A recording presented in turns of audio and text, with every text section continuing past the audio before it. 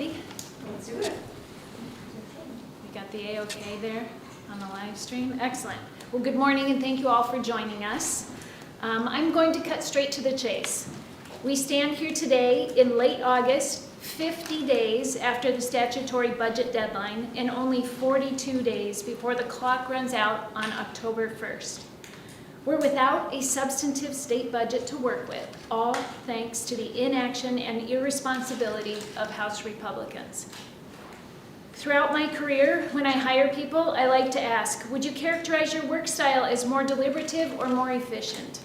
It's kind of a trick question, because obviously you need both. You need to be thoughtful to produce a good product and to avoid mistakes, but you also can't take all day. The boss expects a job well done and finished on time.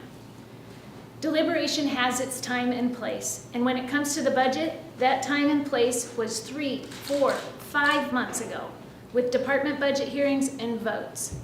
With 42 days until October 1st, there is no other option now than to be efficient.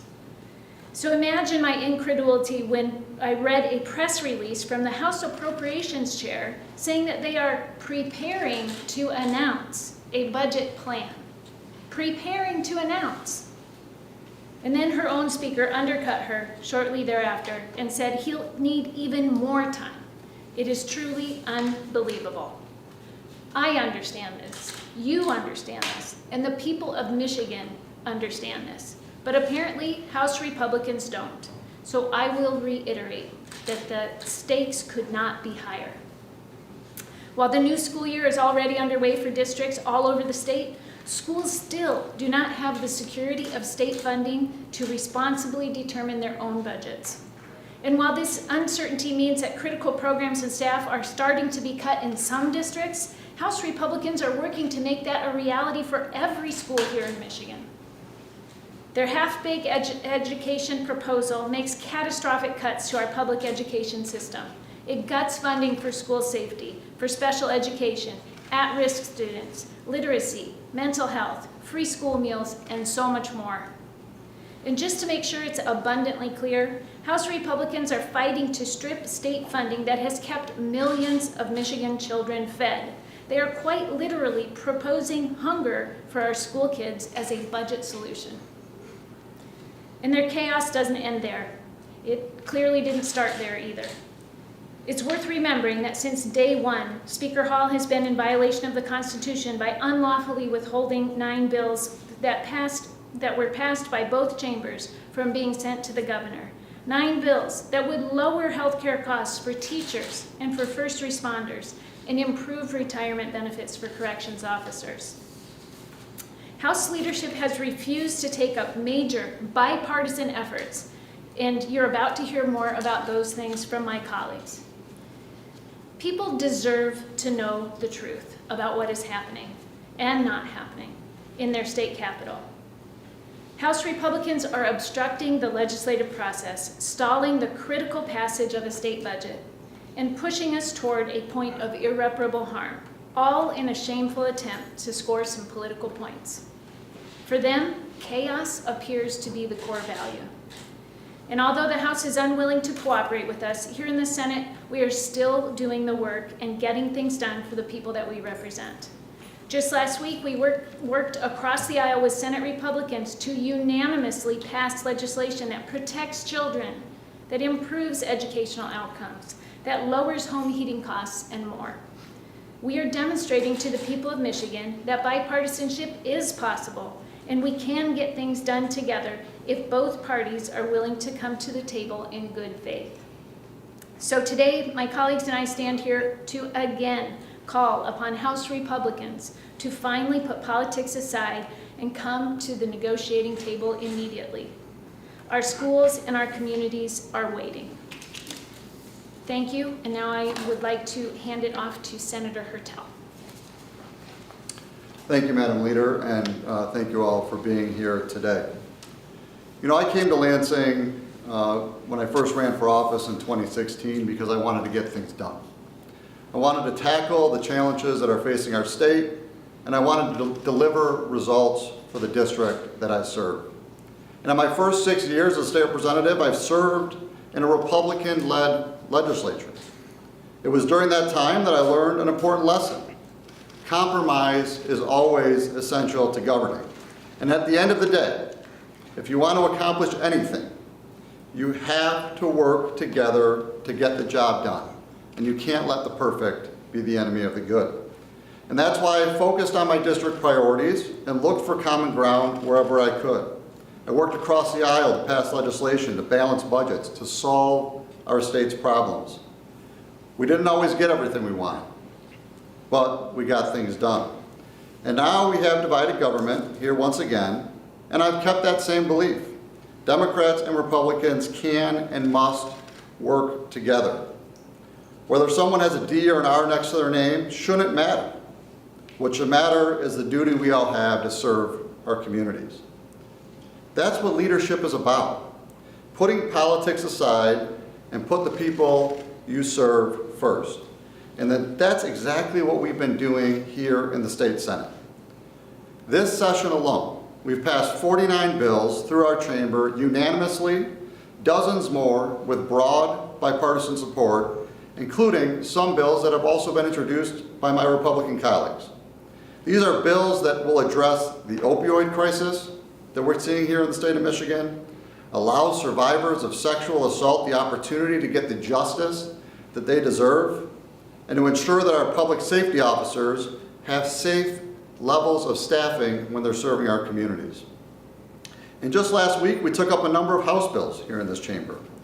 And we did all of this while crafting fiscally responsible budgets on time, and we're doing our part. But we can't do this alone. We need a serious partner in the House. Unfortunately, Speaker Hall has been more concerned with playing political games than with actually doing the work of governing. And right now there are dozens of bills that are collecting dust sitting on his desk. Bills that could be helping people all across our state and doing real good. He keeps saying that he's not taking up our bills because they're quote unquote not ready. But he refuses to give us specifics on what he wants changed. He refuses to take them up in committee, to amend them and send them back. He refuses to simply put in the work. There is a process to all of this. We have all worked through it for many years, and that process is not happening in the House of Representatives. And with the state budget, his approach has been no different. Instead of choosing to be the public servant and actually serve the people he was elected to represent, he is choosing to be a politician, too concerned with serving his own self-political interests. Look, we are 42 days away from the start of a new fiscal year. Schools are about to start a new academic year without any idea of what their budgets look like. I just received the notice from my kids' school district that they are not sure they'll be able to continue the lunch program past September because they don't know where the funding will be. They don't know if they'll have to lay off teachers based on the dollars that they will receive from the state, or whether they'll have access to safety programs that have been so successful, like OK to Say. And our schools are not the only ones left without a budget. Our police officers, our fire departments, our local communities don't know how much money they'll have to operate in the next fiscal year. At the end of the day, funding for our public safety officers, schools, should not be a partisan debate. These are basic needs that they are counting on us as legislators to deliver. And with 42 days before a government shutdown, this is time for serious leadership, for government to work like it is supposed to. We need our counterparts in the House to finally show up at the negotiating table. We've been here for months. We're ready to work. We're ready to reach a reasonable compromise. It's time for our House counterparts to do the same. Thank you, and I will now kick it over to my colleague, Senator Moss. Thank you, Senator. Thank you, Leader, for having us here today, and thank you for your attentiveness to this issue. Good morning. We are now 50 days past June 30th, and for 50 days, we have been waiting for House Republicans to work with us on passing a K-12 education budget. Students in Michigan, have been waiting for 50 days. Their parents have been waiting for 50 days. Their teachers have been waiting for 50 days. School administrators have been waiting for 50 days. And Senate Democrats have been waiting for 50 days. We've honored our commitments to the people of Michigan by passing our Senate budget proposals back in May, giving us all ample opportunity to work together and get this done on time. We've proposed more funding to those who need it most. At-risk students, rural and isolated school districts, kids battling mental health challenges, teachers struggling with student loans, and children experiencing hunger at home and maybe getting their only full meal at school during the day. And while we've been advocating for these critical priorities for months, House Republicans have still failed to propose a substantive budget, and with only days before the school year starts and weeks left until our government runs out of funding. And they haven't even proposed a general budget at all. It's been 3 or 4 months of them telling all of you that they're dropping their budget next week. You know, even Taylor Swift, when she says the album is dropping at 12/12, the album drops at 12/12. House Republicans don't believe in the same philosophy. Meanwhile, with all this time not taking up a budget, surely they could pass some of the 120 Senate bills that sit before them. Some of them passed with Republican votes. Some of them passed with Republican sponsors. Some of them passed out of our chamber unanimously. But these people don't want to govern. Matt Maddock even bragged about it. So let's talk about some of the bills that House Republicans are leaving sitting on the table. I have a bill package with Roger Hauk. It's Senate Bills 96 through 98. This would allow for daycare facilities in Michigan to have an automatic door lock in case of the horrific instance of a mass shooting. These bills passed out of the Senate unanimously. We previously applied that door lock for schools. There is no reason for the House not to be moving on it. Who exactly benefits by leaving our youngest children exposed to a mass shooting? Senate Bills 112 to 114, making it a crime to embezzle from vulnerable adults, passed the Senate unanimously. Who benefits from keeping vulnerable adults the victims of embezzlement? Senate Bill 215 adds protections for veterans applying for benefits. This was sponsored by Senator Santana and co-sponsored by Senator Lindsay. Who benefits from leaving our veterans' data and privacy information exploited? Seriously, make this make sense to me. These are questions you all should be asking Matt Hall. I don't attend his press conferences. I attend Josh Shriver's press conferences. You should be asking him these tough questions.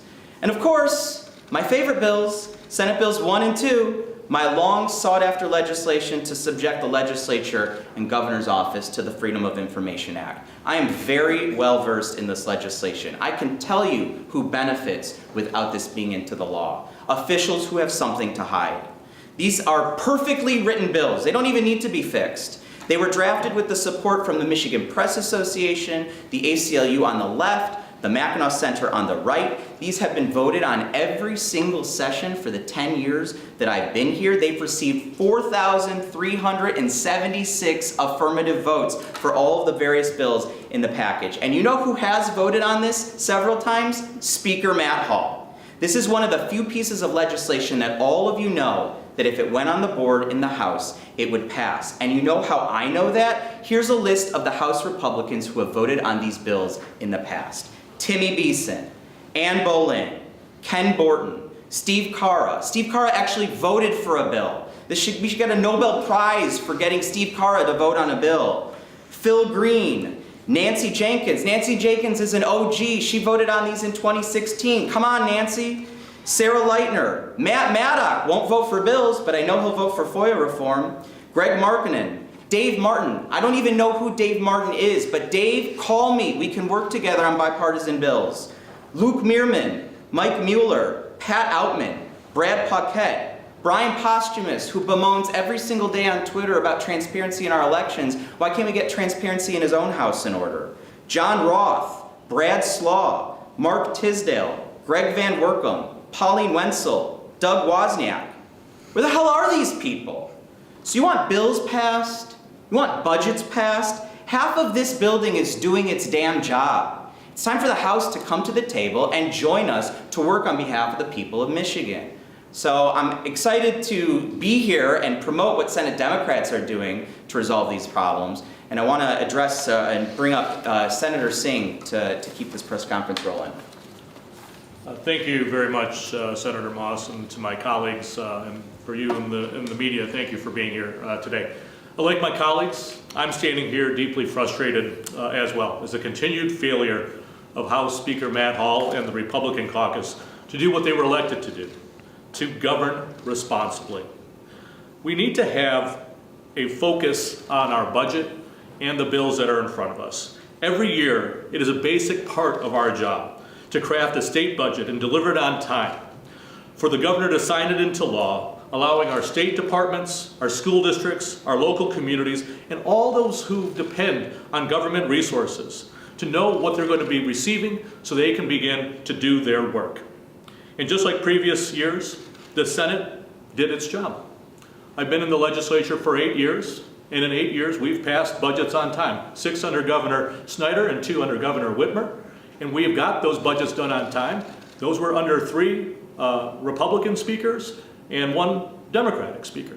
Those bills were done in May, sent over to the other side, and negotiated in June. The only thing that is different is you have a new speaker who's not following the same process. You probably should go take a look at the House Fiscal Agency. They have old records of how a bill and a budget is supposed to get done, and they can actually see the process. And they also say that in May, you should be sending over your budgets to the other side of the chamber. From beginning in 2025, we were transparent with our intentional budget process, committed to crafting a responsible and comprehensive plan that truly met the needs of all of our residents. We were collaborative, engaging with stakeholders, community leaders, as we worked to pass each of those budgets through the committee process. We were on time, passing a full budget and education plan in May, well before the July 1st statutory deadline. While my Senate colleagues and I operated through a thoughtful and efficient process, our colleagues in the House have done nothing like that. With 42 days left and time running out, the House has not passed a full budget. They've only sent 5 of the 20-some plus budgets that they're supposed to send to us, and we are asking every day, where are those other budgets? Their school proposal itself guts funding to our students in mental health and literacy funds, and it takes away, as you've already heard, kids' breakfast and lunch money. Even their roads plan that they keep talking about is a shoddy shell game. They actually propose gutting the school aid fund to pay $1 billion towards their roads plan. And that's not something that you want to see happen. You know, recently the K-12 Alliance put out a survey yesterday, and it showed that 86% of Michiganders oppose that plan. They want that money to stay within the schools. And it's not just students and teachers that stand to face harm in this budget. It's all Michiganders. It's our local communities, it's our police departments, our fire departments, it's our health departments, all of the groups that depend on state resources. Here in the Senate, we continue to put Michiganders first, using not only the state budget to deliver policy solutions, but also bills that go through our policy committees. You've already heard from some of my colleagues the number of bills that have passed our chamber. Over 140 bills have been sent to the House. Over 110 of those are bipartisan in nature. And as you heard earlier, 49 of them are unanimous. So there is no concern about those policies. They have been vetted, they have been looked at by both Democrats and Republicans, and they're just sitting there in the House with no action. And believe me, I know that bipartisanship can work. I have done that my entire career here.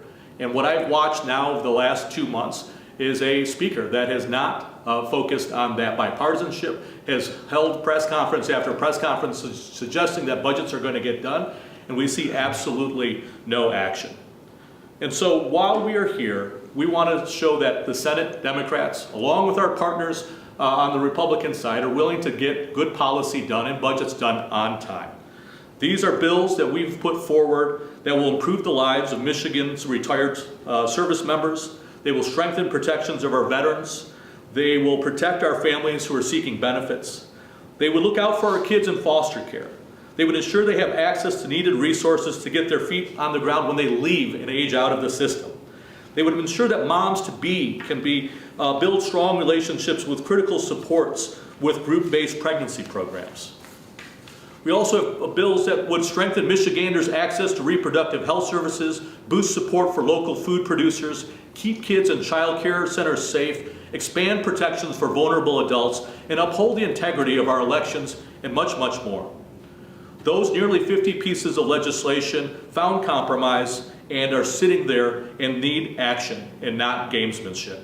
And while the House has every opportunity to join us on this mission by keeping these bills moving to the governor's desk, they're collecting dust on Matt Hall's desk instead, ultimately hurting the Michiganders he is sworn to support.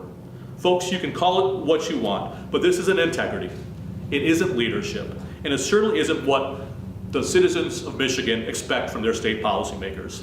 The clock is ticking, and the time is almost up. Speaker Hall and his Republican colleagues need to stop playing political games with people's livelihoods and show us that they are really serious and come to the table, negotiate these budgets, and start moving these bipartisan bills. Thank you very much for your time today, and I'll turn it back to Leader Brinks.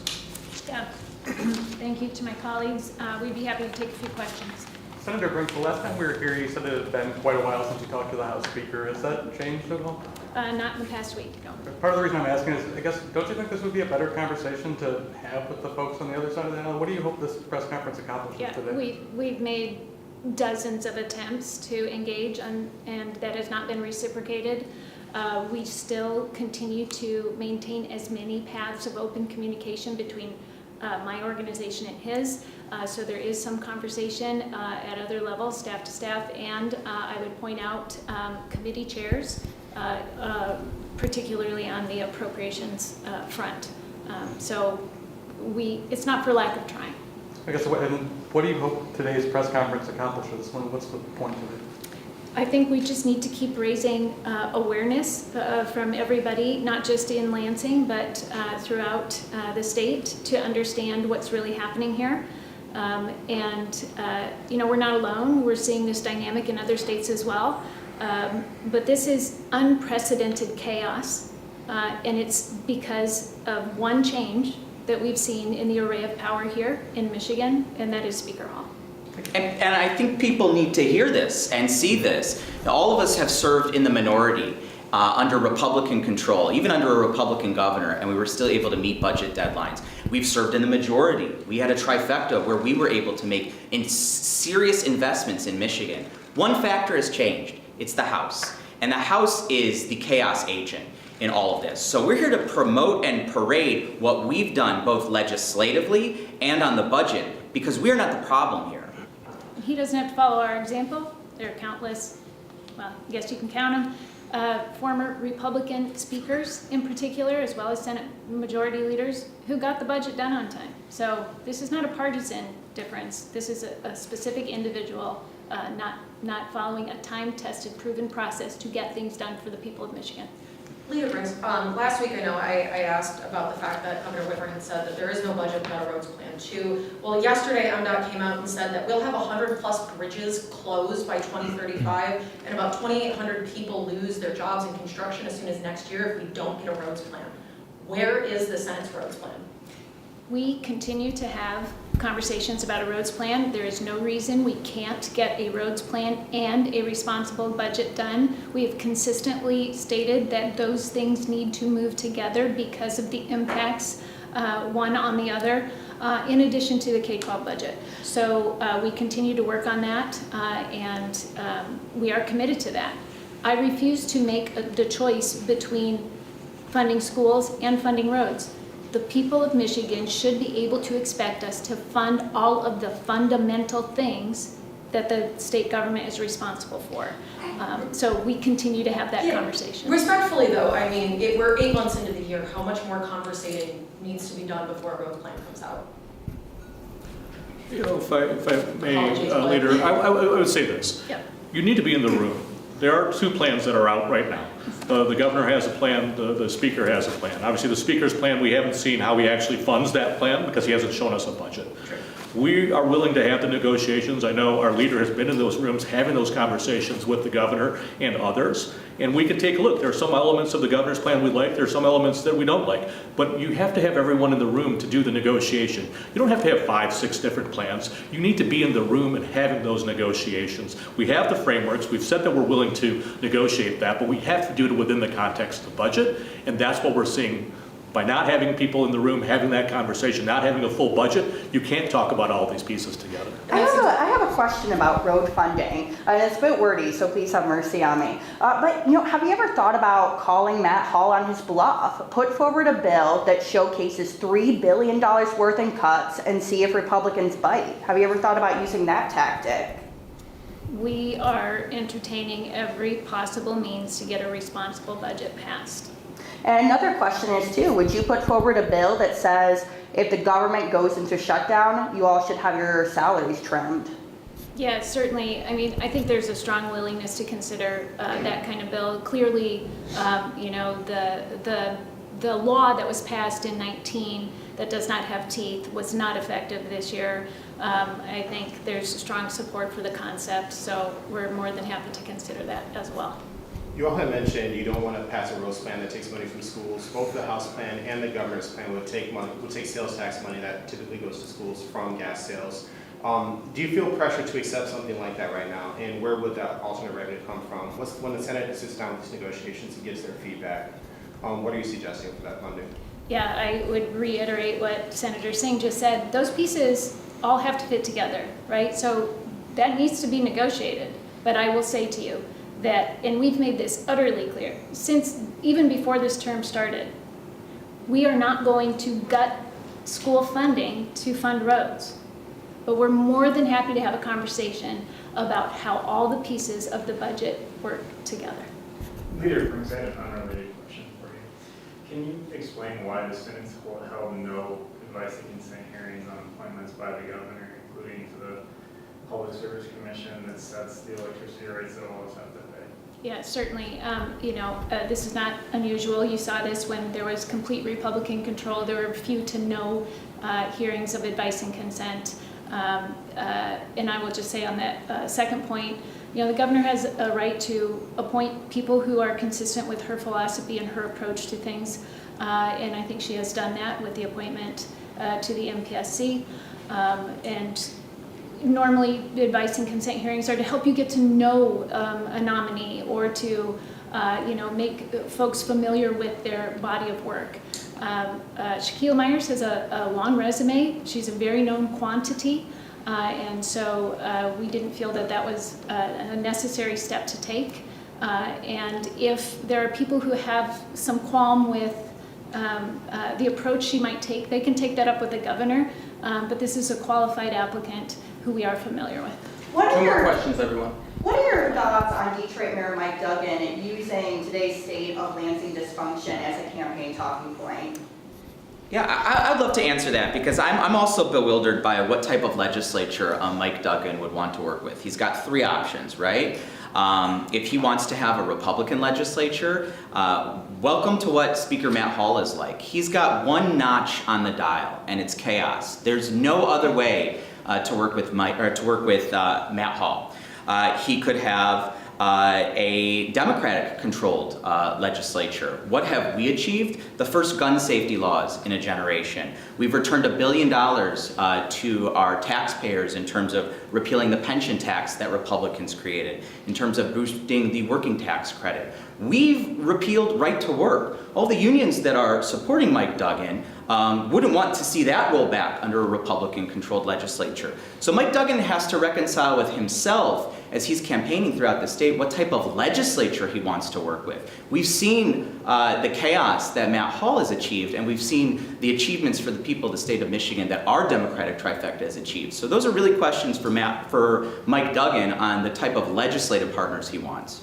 Leader Briggs, what's your strategy for breaking the impasse? Earlier last month, Speaker Hall tried to get House Republicans on board with House Democrats on board with his plan to write the Senate out of the equation. Last week when I asked him, he said he thought the governor was going to step in and basically get the Senate in line in his framing of it.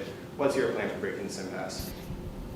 I would just go to sort of an underlying assumption here baked into your question, but that I think I see in Speaker Hall's approach to this. He sees things as Democrat and Republican and would be more than happy to try to leave the Senate out. I think there's probably a Michigan manual around here that I can share with him, but we have jobs here in the Senate. It's a bicameral legislature. He can't just choose to rewrite how things are done and leave certain folks out of the equation. As you have seen from covering the state Senate, every member of our caucus has a reason why they ran. They have strong feelings about the moral document that is the budget. And so we are ready and engaged in this whole process of making sure that we can break the impasse on those policy bills, which you saw us take strong steps on last week, despite his statements that he would not take up Senate bills. We are doing our part. So our plan is to bring all the best resources of our caucus and of the Senate as a whole to the table, and to expect that at some point he has to reciprocate and join us there, and we will continue to raise the pressure on him to do that because the stakes are so high, particularly with this budget, but also with all those other bills that we were talking about. Real people could have their lives improved by legislation that could be passed, has been passed through the legislature, and he is failing to do his job. Have there been any strategy shifts since this negotiation process has started, especially since we hit the standstill? Certainly. I mean, every time we try something that doesn't work, we go back to the drawing table. There's no shortage of different ways that this could be done, but clearly many of those have not been effective yet. So we are here to do what needs to be done to first and foremost pass a responsible budget for the state, and we will do that. We'll bring all of our best efforts to that strategy, and we are here for whatever will work to get that done. Thank you, everyone. That's all we have time for today. Thank you.